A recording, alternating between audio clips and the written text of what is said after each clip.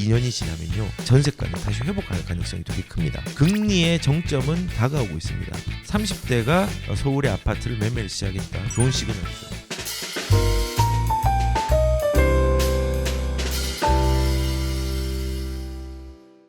앞으로 이번 연도가 지나면은 개인적으로는 계약갱신 청구권에 대한 부분들도 이제 정책들이 변할지도 모르겠고, 분명한 거는 지금 전세에 대한 금리들도 조금은 빠지고 있잖아요.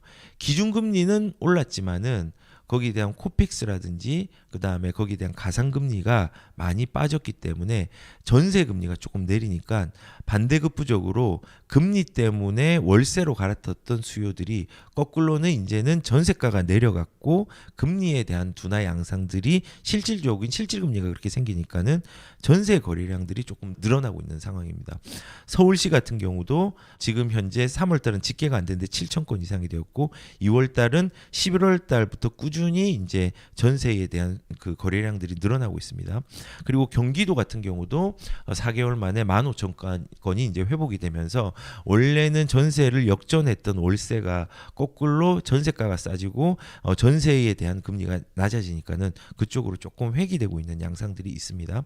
근데 이거는 조금 더 심화될 거예요. 심화될 거고 2년이 지난 뒤에는 아마도 계약갱신 청구권을 써가지고 어려웠던 시기가 한번 지나간 다음에 다시 그때 2년이 지나면요 이 전세가는 다시 회복할 가능성이 되게 큽니다. 뭐 이거는 된다기보다는 그 가능성들을 얘기를 하는 겁니다. 지금 전세가가 되게 싸거든요. 그럼 전세가가 지금 너무 싸고 지금 강남에서는 전세가가 오늘 신문 보니까는 40%까지로 내려갔는데 50%를 뚫고 40%대로 내려갔는데 문제가 아니냐. 예외적인 것도 있죠. 지금 전세가가 너무 많이 내려간 데는 물량이 많은 데입니다. 저기 개포동은 지금 말도 아니잖아요. 그리고 동작 같은 경우도 물량이 오면서 거기에 대한 가격들이 전세가가 빠지긴 했잖아요. 그런 시장들은 언제든지 있습니다. 그런데 중요한 거는 지금에 대한 전세 수요층이 높은 시장은요 앞으로 온다는 거, 그것도 우리가 상상을 해야 됩니다. 그래서 실질적인 전세 금리의 둔화가 전세 시장의 회복을 조금은 자극을 시킬 가능성이 크고 그리고 이제 이 금리에 대한 부분들이 전세에 대한 변수들을 조금 많이 작용을 좀 시킬 수 있는 부분도 있다고 저는 생각을 합니다. 우리는 지금 당장의 금리가 공포스럽기 때문에 금리가 안정화가 되는 거에 대해서 상상을 하지 못합니다. 하지만요, 금리의 정점은 다가오고 있습니다. 그리고 금리가 정점을 찍고 6개월 평균적으로 6개월 이상을 지나가지는 않습니다. 그 말은 정점을 오랫동안 머물지 않는다는 겁니다. 그런데 저는 지금의 상황상에서는 금리를 지금처럼 빅스텝, 자이언트 스텝을 더 이상 지속적으로 하기는 힘든 시장이라고 생각을 합니다. 저는 금리의 정점에 초입부에 와 있다고 생각을 합니다. 그러면은 우리는 금리가 앞으로 조금 더 올라가겠네에 대한 거에 집중하는 것보다 둔화의 추이를 예측해가지고 가는 게 중요합니다. 언제 추이가 둔화로 될지 모르겠지만은 분명한 거는 급등하는 금리는 지금은 어느 정도는 없어졌다. 라는 부분들은 사람들이 인정하잖아요. 물론 지금 그 파월 의장이 아직까지도 매파적인 발언을 하고는 있습니다. 하지만은 과연 이거를 자이언트 스텝을 또 올릴 수 있을까요? 저는 그렇게 되면은 이번에 SBB 사태 같은 경우도 그 자이언트 스텝들을 과도하게 연속으로 4회, 5회를 해버렸기 때문에 이 채권들이 불안해가지고 생긴 문제잖아요. 그렇기 때문에 이런 부분들이 유럽발까지도 확산이 되고 있기 때문에 금리에 대해서 끝까지 물가를 잡는다고 올리는 것들은 지금은 어렵다고 생각합니다. 만약에 금리를 올린다고 하면은 이 SBB한테 예금을 전액 보호하는 것들을 하지 않았을 겁니다.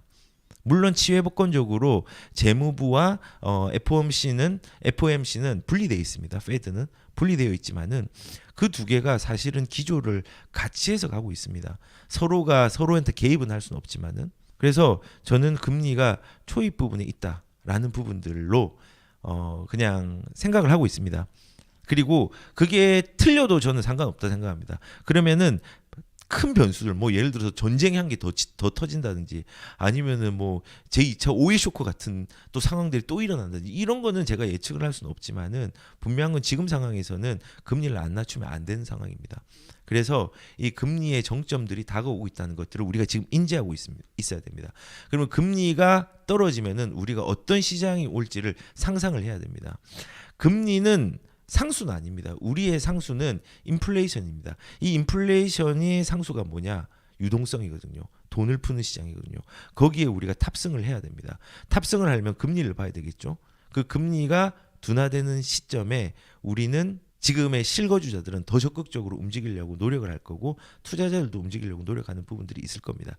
금리가 상수는 아니지만은 지금은 너무 급하게 올려서 많이 그게 반영이 된 상황이죠. 그래서 이제 저는 이제 정점의 초입에 서 있는 금융시장이라고 생각하고 그 사태가 이제 SBB 파산이라든지 크레디티 스위스를 UBS에서 이제 그 스위스에서 가장 큰 이제 금융의 업체죠. 그래서 거기서 이제 인수를 하고 도이치뱅크 위기설까지 있고 이게 이제 점점 더 확산이 될 것 같으니까 금리는 조금 어렵다.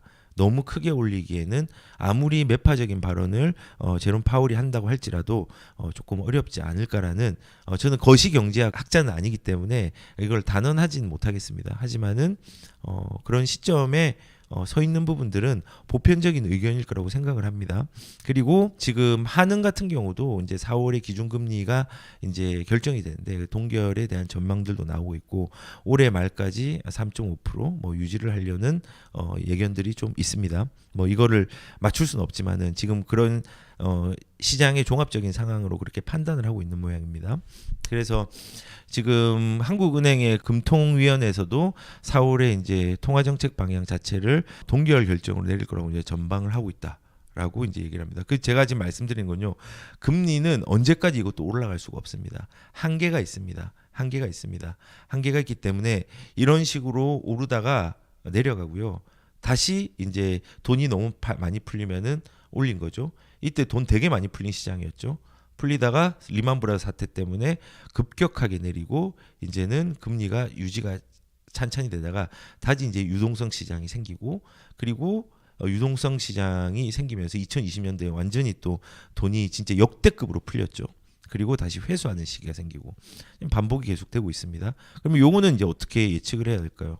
어디까지 올라갈지 모르지만은 이것도 요렇게 되다가 둔화가 되겠죠. 그럼 우리는 이 시장을 어떻게 상상을 해야 될까요?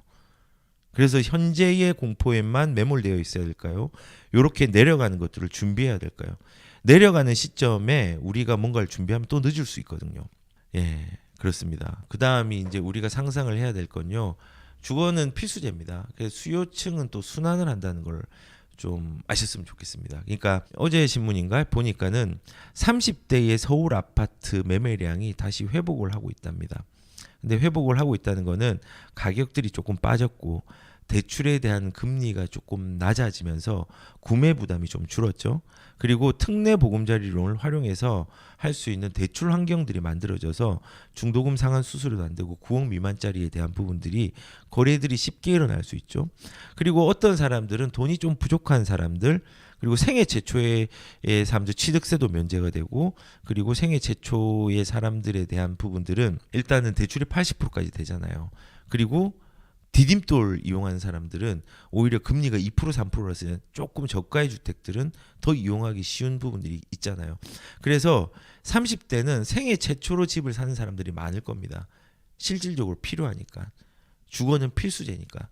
그런데 가격들이 조금 빠지고 대출 금리에 대한 구매 부담이 주니까는 조금은 이제 이용하려고 하는 회복세들이 생기겠죠. 이게 이제 도미노 현상들을 일으킬 수 있는 가능성들이 되게 크죠.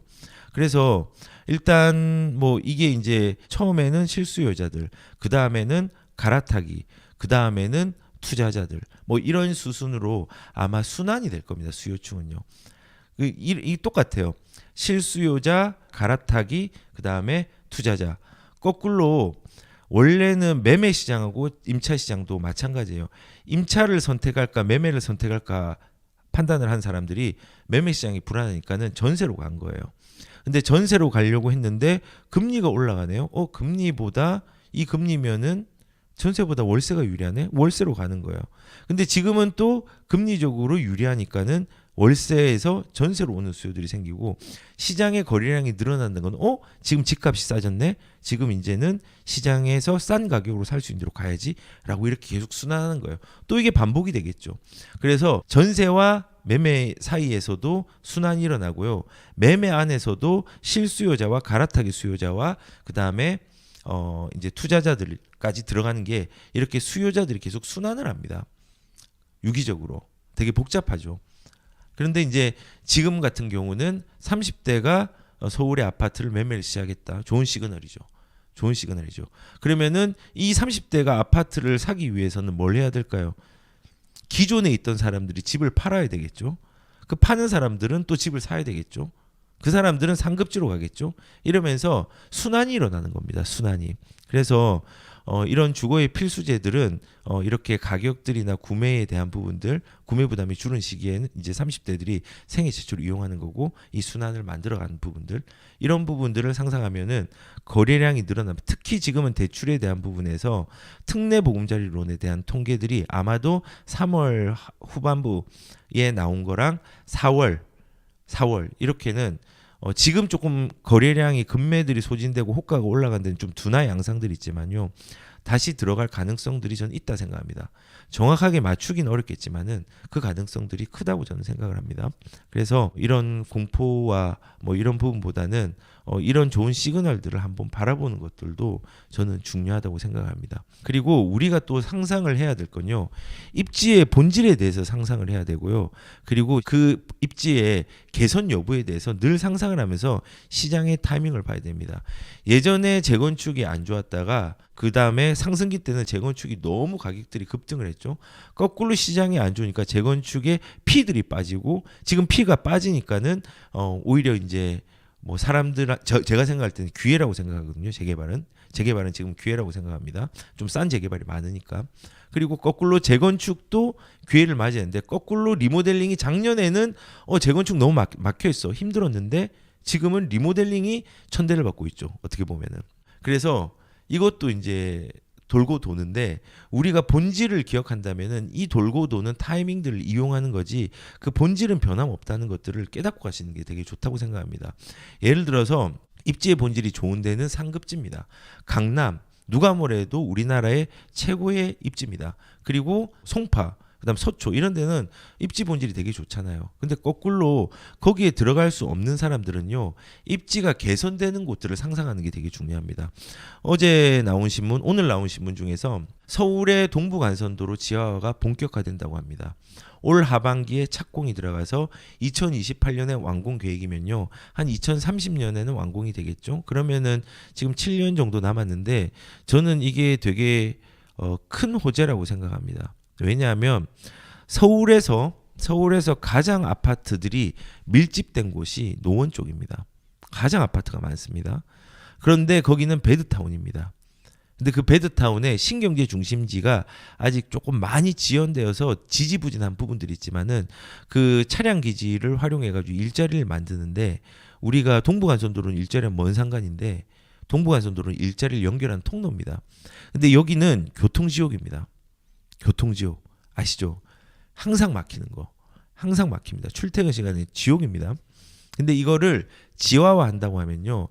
일자리로 갈 수 있는 물리적인 상황들은 그대로지만요.